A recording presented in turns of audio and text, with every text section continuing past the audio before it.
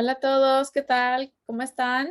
So today I'm gonna be sharing with you guys a presentation where I explain how to form questions in Spanish with a little review about how to conjugate verbs first. So let me share a presentation here.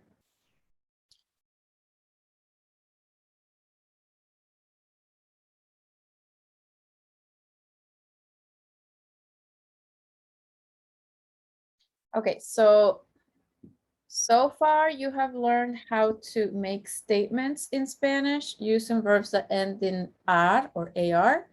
And now you need to learn how to form questions. So we have a few different ways how to form questions in Spanish. A couple of them are pretty simple. The other ones are simple as well, but you just have to remember a couple new words. So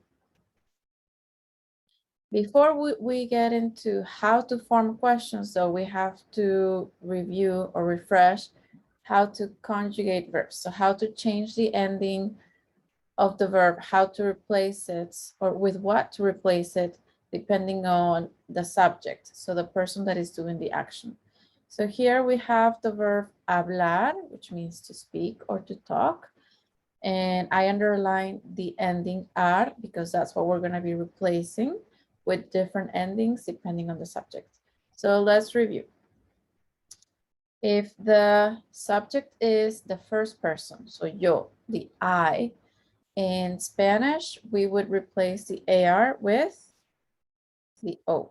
So if I want to say I speak Spanish, I say not yo hablar español. I have to say yo hablo español.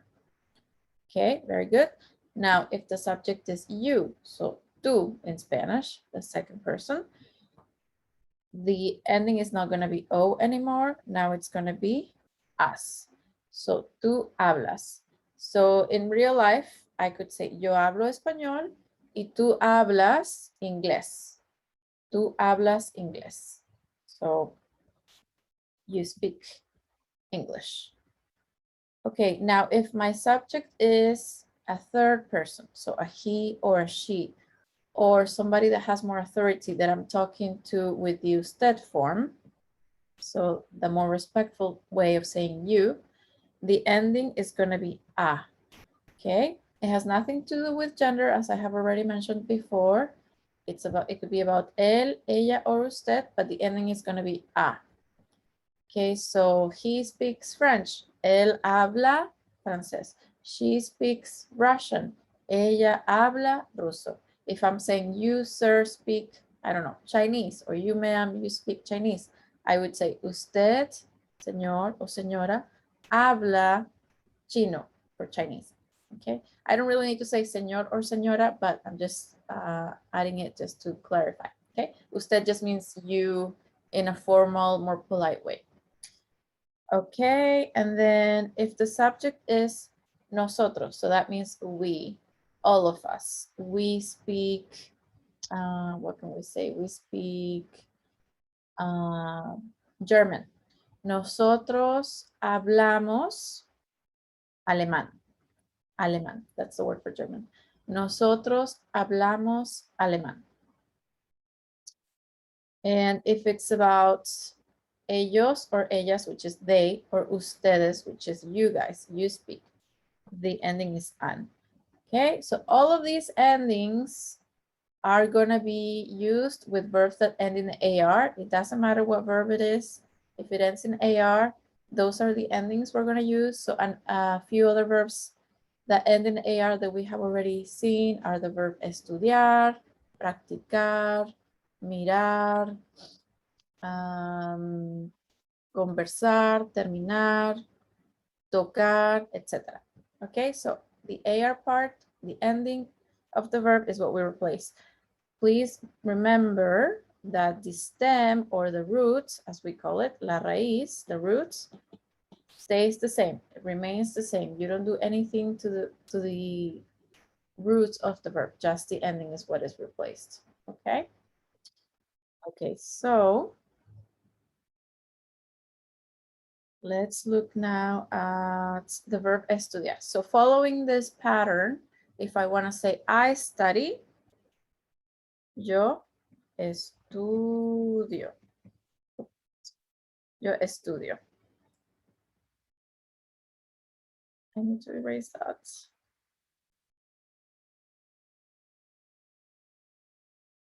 There it is. So yo estudio. Let's say I study French. Yo estudio francés. Okay. If it's about you, you study Spanish.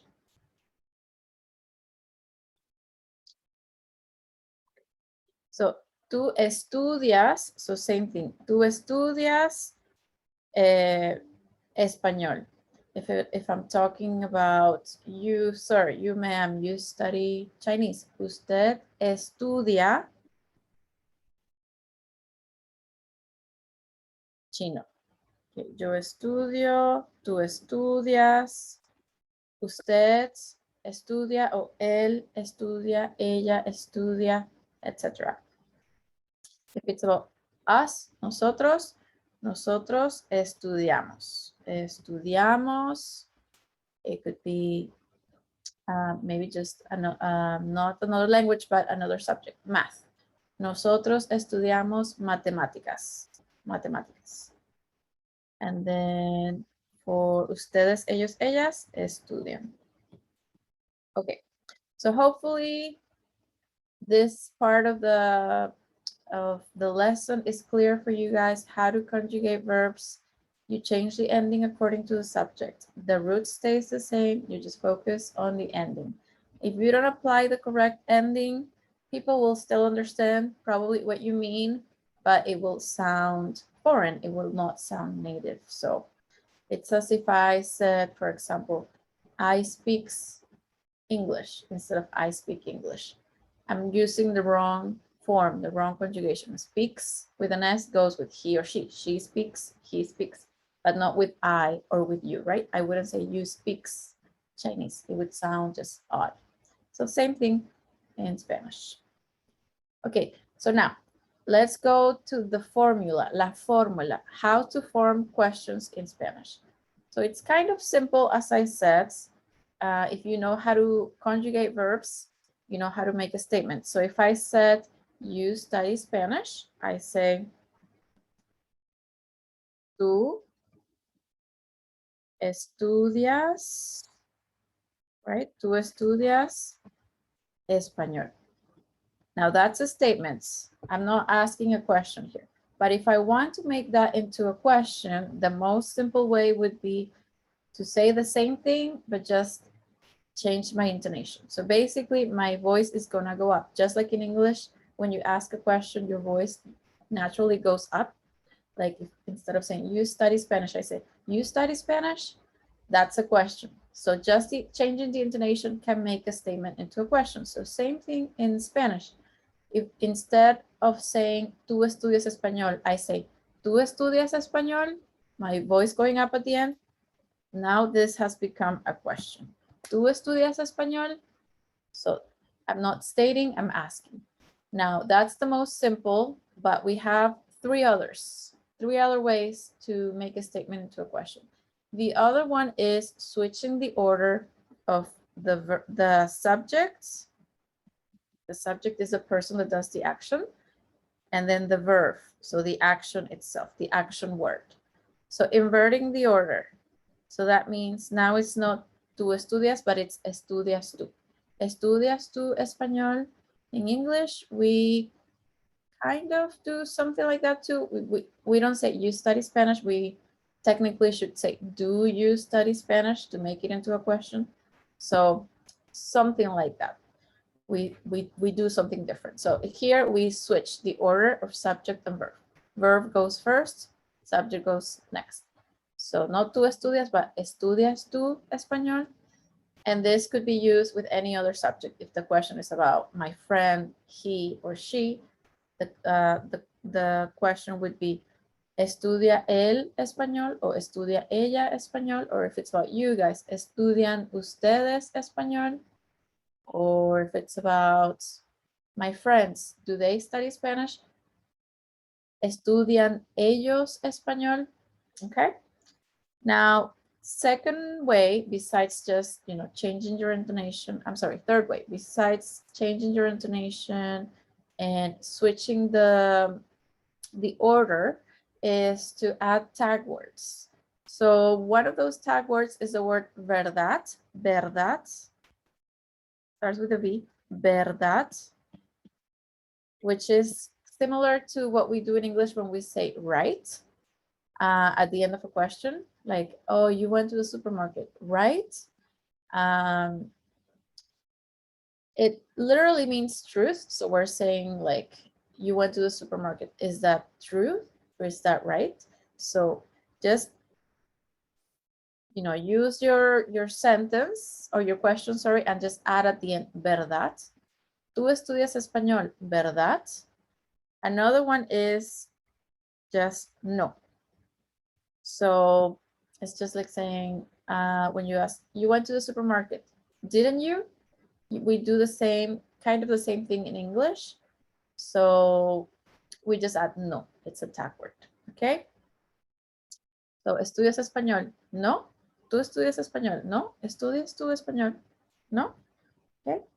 And let's see, if it's about somebody else, same thing. So if I'm talking about or asking about my siblings, I have, let's say, 2 siblings. So it's about mis hermanos. If I want to say my siblings study, I don't know. Let me give you a subject. Arte. Okay. Mis hermanos estudian arte. They study art. My siblings study art. If I want to make that into a question, I could very simply just change my intonation. Mis hermanos estudian arte. That would be a weird question to ask myself, like if I don't know what my siblings study, but it's just an example. So change my intonation. Mis hermanos estudian arte, or switch the order. So my subject is mis hermanos, my verb is estudian. So switch. ¿Estudian mis hermanos arte? O mis hermanos estudian arte, ¿verdad? O mis hermanos estudian arte, no. It would make more sense if I change this to tus, if I'm asking about your siblings. Tus hermanos estudian arte, ¿verdad? Then, I probably wouldn't know, so I need to ask you. Okay? Okay, with another verb, practicar deportes. Deportes means sports, so to practice sports. If I want to know if you practice sports, how would I ask that question? Okay, if it's a statement, you practice sports is tú practi. What ending do I need for tú? If it's an A verb, yes, right? So tú practicas deportes. That's a statement. Tú practicas deportes. If it's a question, tú practicas deportes, going up. Or inverting the order, practicas tú deportes, or tú practicas deportes, ¿verdad? Tú practicas deportes, no. If it's about, let's say your best friend, his name is Mike, I don't know. If I want to say, does he practice sports? So if it's a statement, is él practica deportes. If it's a question, él practica deportes, or practica él deportes, or él practica deportes, ¿verdad? Él practica deportes, no. Okay, with one more verb here, the verb mirar, to watch or to see. Mirar televisión. If you want to know if I watch TV, you want to ask me if I watch TV frequently or often. If you're asking me with the usted form, with the you professor, do you watch TV often? Which subject would you need, or which pronoun? You would need the usted, right? Because if you wanted to talk to me on a first name basis, it would be tú. But if you wanted to talk to me in the more formal, it would be usted, right? So statement, you watch TV, you ma'am, you sir, you watch TV, usted mira televisión. If it's a question, es usted mira televisión or mira usted televisión o usted mira televisión, ¿no? Usted mira televisión, ¿verdad? Okay, and that's it. So hopefully this has helped a little bit. If not, please let me know, but I hope it did. If you have any questions, as usual, please feel free to contact me. If not, I'll see you again in the next video. Okay, ciao.